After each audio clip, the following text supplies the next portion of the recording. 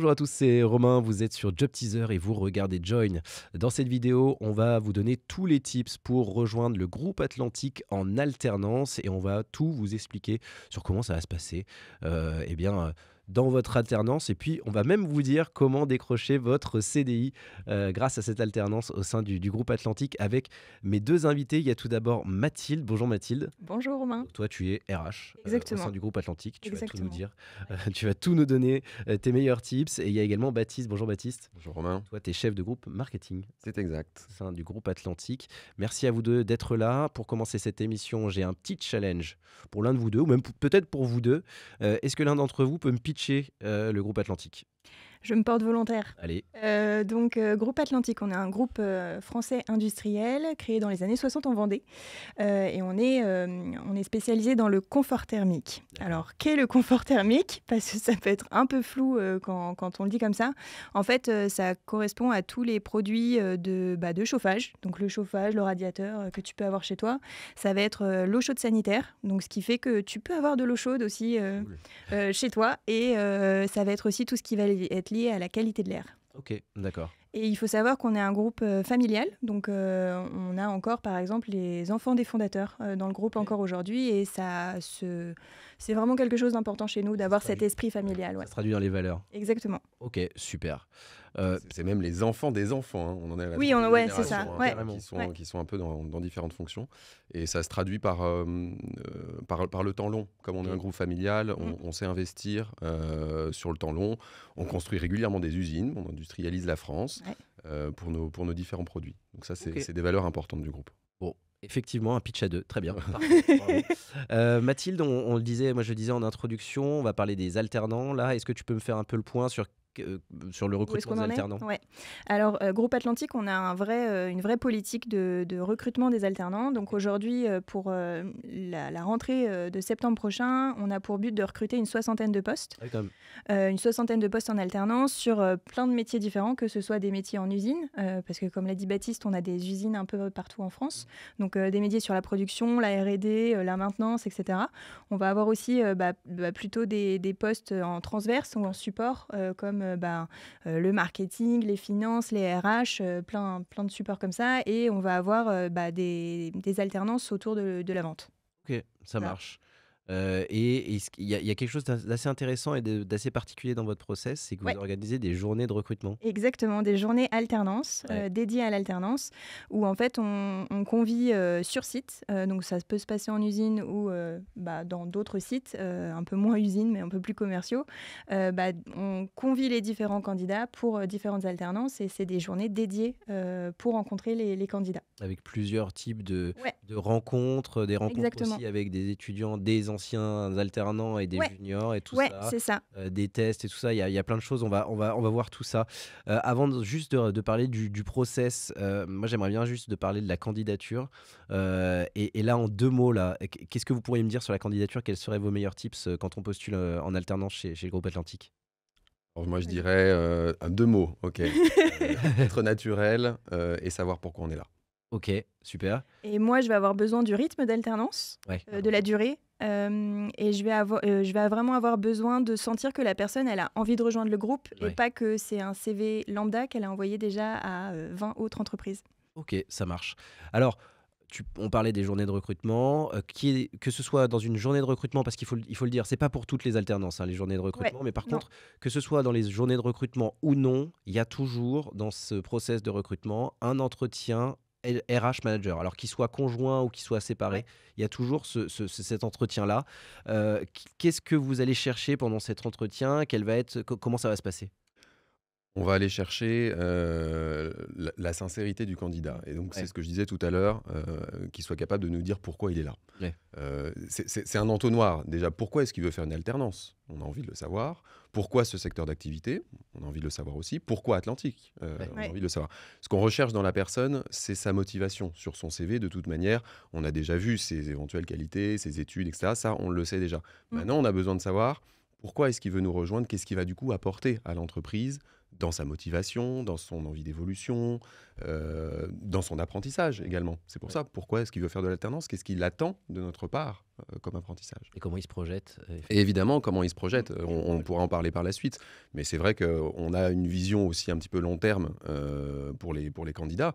Le but, c'est pas juste de faire de l'alternance et de laisser les personnes partir, c'est de leur apprendre des choses et qu'ensuite, éventuellement, ils puissent les mettre en application directement au sein du groupe. Ouais, et puis je crois, Mathilde, toi, t'insistais sur quelque chose d'important, Ouais. c'est montrer que le candidat, il a envie d'apprendre aussi, parce que l'alternance, Exactement. c'est un moyen aussi d'avoir un CDI par la suite, mais un moyen d'apprendre Ouais. avant tout.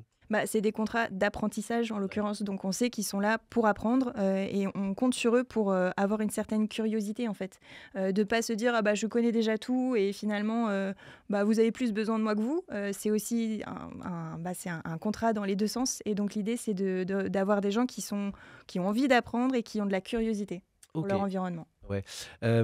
Juste parce que, alors on n'a pas cité toutes les étapes tout à l'heure, mais par contre, dans le process de recrutement, il y a ce qu'on appelle, ce que vous appelez en tout cas un atelier créatif sur la RSE. Ouais.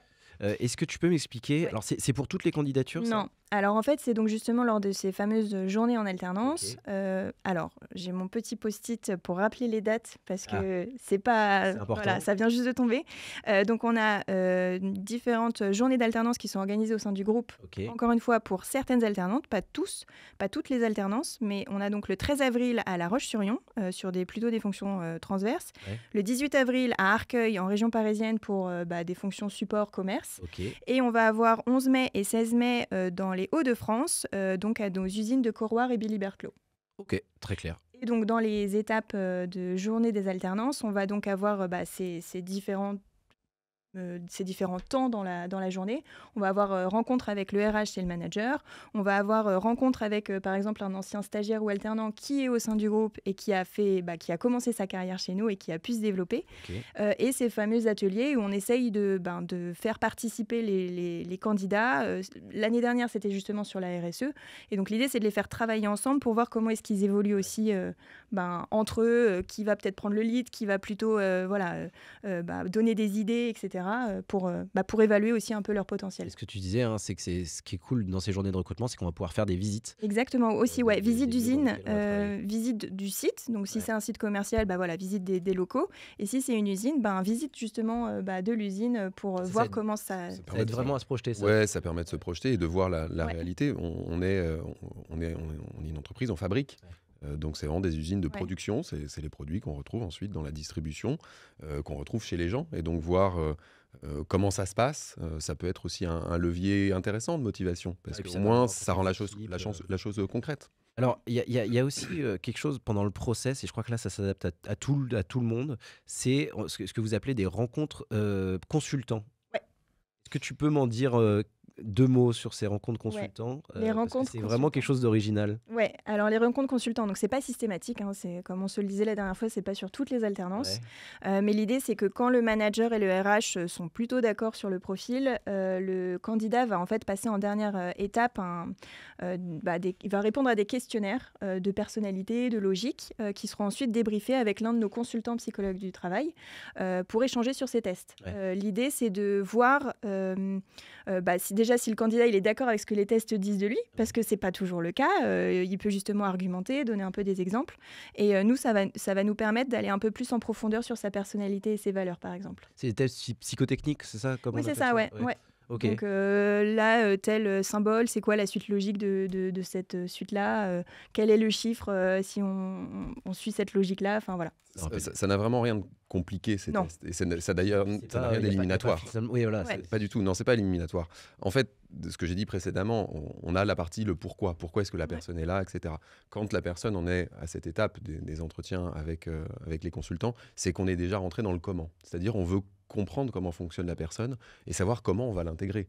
Est-ce que c'est quelqu'un qui va être très très autonome et il va falloir lui laisser cette liberté, ou à l'inverse, est-ce que c'est quelqu'un qui a besoin dans sa personnalité, qui va être en demande d'être beaucoup plus encadré parce que peut-être il sera plus timide ou quoi que ce soit. Donc on est déjà dans le comment. Donc il faut vraiment le voir comme une opportunité de se projeter au sein du groupe, d'avoir une bonne intégration. Ouais. Et puis, dans tous les cas, déjà, de mieux se connaître soi-même. Ça a toujours Ouais. ce bénéfice-là, hein, parce Ouais. qu'il y a cet échange avec le psychologue qui est quand même très intéressant. Ouais, ça pourra servir si jamais Exactement. le process n'aboutit pas au sein du groupe Ouais. Atlantique. Ça permet de se connaître un peu mieux. Et De creuser ses j'en motivations. parle parce qu'on a des tests psychotechniques ici chez Job Teaser qui sont hyper intéressants et ça vous permet de vous connaître aussi un peu mieux. Très clair, merci beaucoup de nous avoir présenté le process. Maintenant, ce que j'aimerais comprendre, c'est quand on arrive. Donc, on a passé les tests psychotechniques, tout s'est bien passé. Ouais. On est recruté en alternance au groupe Atlantique. Comment ça se passe l'onboarding? Alors, le onboarding, on s'assure toujours au niveau RH et manager que la personne, quand elle arrive, tout soit déjà préparé en termes déjà de matériel informatique, ce qui n'est pas forcément évident dans toutes les sociétés. Ouais, et puis c'est sympa quand on arrive. Voilà, d'avoir voir déjà le- son ordi prêt, mais c'est surtout là où on est plutôt où on peut se démarquer des autres, c'est qu'on prépare vraiment des points d'intégration avec Ok. tous les différents interlocuteurs que l'alternant va être amené à discuter Ça, avec c'est en tout amont au de long son de l'année. arrivée. Non, alors ça, on le prépare en amont pour que les 3 premières semaines, tout son agenda soit déjà planifié avec les différents C'est un travail qui est interlocuteurs. vraiment fait conjointement avec les Exactement. RH et le manager. Ouais. Les RH vont permettre des rencontres avec un certain nombre de services support. Le manager direct va lui organiser des rencontres avec les membres de l'équipe, Mhm. avec les partenaires de travail immédiats, etc., etc. Ouais. On va faire en sorte la première semaine que déjà, si donc forcément la personne va arriver dans une équipe, on va faire en sorte que la personne elle ait déjà un repas d'équipe par exemple, Ouais. un déjeuner Attends, d'équipe mais- pour l'accueillir.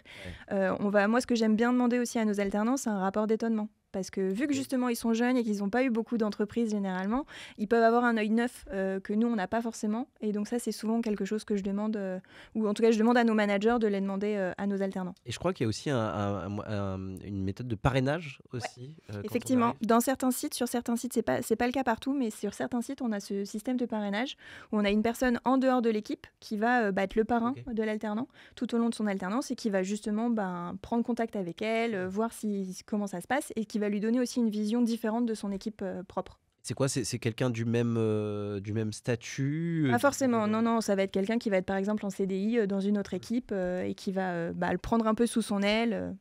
Ça permet de générer une forme de distance et un autre regard, parce Ouais. que parfois, quand on intègre une équipe, surtout quand on est jeune, parfois, si on a quelques petits problèmes ou des inquiétudes, on va pas forcément oser le Ouais. dire à son chef, parce que, bon, je Ouais. peux comprendre, mais c'est dommage, hein, faut pas avoir peur de nous. C'est ça. Mais donc, pouvoir en parler avec quelqu'un d'autre, pas les RH, parce que là aussi, parfois, faire la démarche d'aller voir les RH, ça peut être... Il faut pas hésiter. voilà, Faut pas hésiter à mais venir malgré nous tout, voir. voilà, avoir quelqu'un de neutre qui a peut-être déjà vécu ça, Je comprends bien. Ça peut être ça rassurant. favorise l'intégration. Une fois l'onboarding réalisé, moi ce que j'aimerais savoir, et je vais peut-être me tourner plus vers Baptiste, c'est quelle va être la place de l'alternant, quelles vont être ses missions, comment ça va se passer, comment on va monter en compétences Alors, en tant qu'alternant. les missions, elles vont très clairement dépendre, alors déjà du poste, mais aussi du rythme de l'alternance. C'est pour ça que, comme tu le disais précédemment, c'est important d'avoir travaillé en amont et de connaître en amont quel est le rythme de l'alternance. On ne va pas donner les mêmes missions à quelqu'un qui est là 2 semaines par mois ou quelqu'un qui est là 2 jours par semaine. Il y a des missions qui nécessitent plus de réactivité, donc il faut s'adapter. Moi, dans mon équipe marketing, typiquement, on va pouvoir donner des missions de benchmark, compréhension de la concurrence, création d'argumentaires, qui sont des démarches de temps long, donc il n'y a pas besoin d'une réactivité immense, il n'y a pas des interactions Ouais. au quotidien. À l'inverse, si c'est quelqu'un qui est là au quotidien ou de manière beaucoup plus fréquente, on va pouvoir donner des missions où il y a plus d'interactions avec d'autres services et où donc l'alternance ne va pas retarder ou complexifier le relationnel. Par exemple, la réalisation de documentation commerciale ou d'outils pour la force de vente, par exemple. Ok. Voilà, donc ça dépend vraiment du rythme de l'alternance et du service et j'ai envie de dire même des besoins du moment.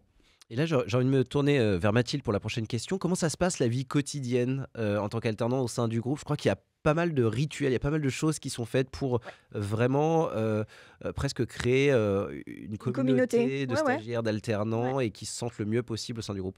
Ouais, il y a une vraie communauté d'alternants. On essaye vraiment de se concentrer sur les jeunes de notre entreprise parce qu'on pense que c'est des potentiels tout simplement. Donc s'il y a potentiel de recruter derrière, on a tout intérêt à prendre soin de nos alternants et de nos stagiaires.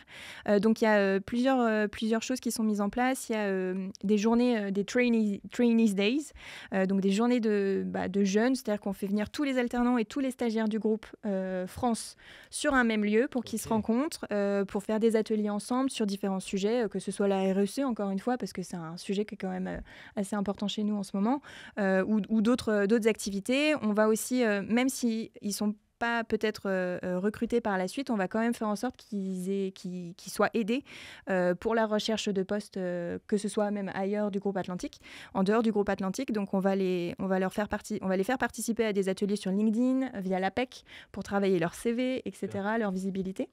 Et puis voilà, il y a plein de choses qui sont mises en place, en tout cas pour les alternants et les stagiaires. Et on le disait, tout ça parce qu'il y a vraiment des perspectives au sein du groupe Atlantique, quand on est alternant, d'avoir un CDI derrière. Je crois que ce qu'on appelle le taux de transformation, c'est un peu vulgaire peut-être, mais finalement, c'est vraiment ça. Hein, c'est comment on va passer du statut d'alternant au statut de CDI. Et je crois qu'il est plutôt bon, effectivement, au sein du groupe Atlantique. C'est ce que tu disais tout à l'heure, Baptiste. Oui, alors moi, je n'ai pas les chiffres, je laisserai les RH donner le chiffre exact, mais oui, c'est un investissement pour tout le monde. Et donc, effectivement, quand on a la possibilité de garder quelqu'un avec qui on a déjà travaillé, que l'on connaît déjà, on va le faire. Justement, moi, personnellement, je l'ai fait, effectivement. J'ai eu une période, d'ailleurs, c'était une mobilité interne, un chef de produit qui est parti sur une autre fonction, le poste était vacant. Il se trouve qu'un alternant finissait sa période d'alternance. Franchement, il avait bien travaillé, il avait montré qu'il était motivé pour rester au sein du groupe. Il avait même déjà commencé à en parler à d'autres services pour voir s'il y avait des postes qui pouvaient être ouverts. Donc immédiatement, on a pensé à lui. Je lui en ai parlé et puis on a aussi pris le risque. Le poste n'était pas forcément un poste pour un junior, mais comme il était là, il était motivé, il connaissait déjà un peu les produits, il connaissait l'équipe. On y est allé ensemble, on a un peu pris le risque et ça s'est super bien passé. Ok, super. Pour conclure cette émission, moi j'aimerais avoir vos conseils pour réussir son alternance au sein du groupe Atlantique et d'ailleurs réussir peut-être à décrocher son CDI. Qui veut commencer ? Vas-y, je peux Allez, je commence. Faut être équilibré. Il faut équilibrer entre ce que l'on apporte, ce que l'on reçoit. Il faut montrer sa motivation, apporter les idées neuves, parce que c'est l'avantage d'être jeune. Aussi, dans le cursus, on apprend des choses. Donc, l'apporter à l'entreprise, sans non plus s'imaginer qu'on va tout révolutionner. Donc, être aussi observateur, questionner, s'approprier les bonnes pratiques et tout ça, le montrer. Donc, c'est vraiment une question d'équilibre. Rester humble, humble. Humble et force de proposition, c'est les deux en même temps. Super. Mathilde ? Moi, je rajouterais la curiosité et l'envie d'apprendre. Parce que, encore une fois, on sait qu'ils sont en apprentissage. Donc, faut pas hésiter à justement poser plein de questions. Parce que le groupe Atlantique est quand même une grosse entreprise. On est plus de 13 000 salariés dans le monde, il faut le rappeler. Donc, ça peut être compliqué aussi de trouver sa place. Et donc, ne pas hésiter à poser des questions pour comprendre où est-ce qu'on se retrouve dans l'organisation. Je pense que c'est important. Ok. Merci beaucoup en tout cas. Merci à vous deux d'être venus nous parler de l'alternance au sein du groupe Atlantique. Merci à vous tous de nous avoir suivis. Maintenant, vous avez toutes les clés pour décrocher votre alternance et puis presque d'ailleurs votre CDI au sein du groupe Atlantique à la suite de cette alternance. Si vous voulez en savoir encore plus, rendez-vous sur la page Job Teaser du groupe Atlantique. Quant à nous, on se retrouve très bientôt pour un nouveau numéro de Join, évidemment sur Job Teaser. Bye bye.